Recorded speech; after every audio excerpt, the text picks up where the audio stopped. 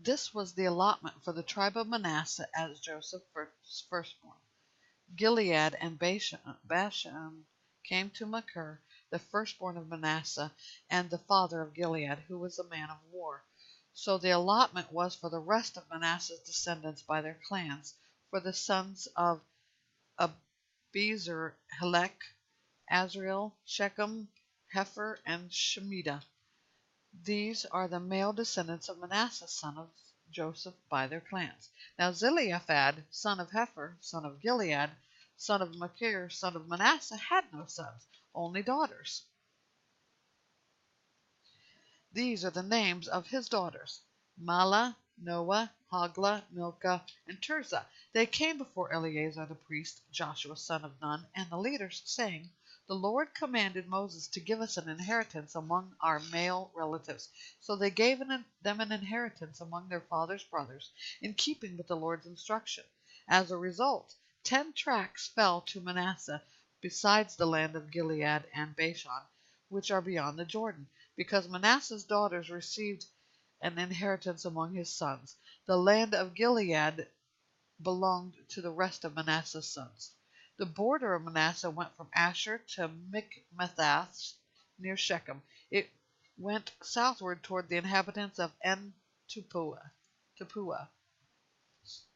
The region of Tappuah belonged to Manasseh, but Tappuah itself on Manasseh's border belonged to the descendants of Ephraim.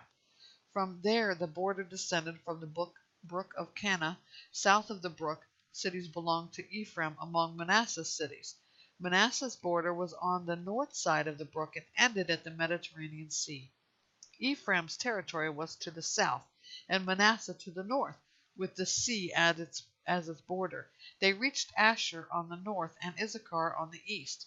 Within Issachar and Asher, Manasseh had Beth-shean with its towns, Ibleam with its towns, and the inhabitants of Dor with its town, the inhabitants of Endor with its towns, the inhabitants of Tanakh with its towns, and the inhabitants of Megiddo with its towns, the 3 cities of Nephath.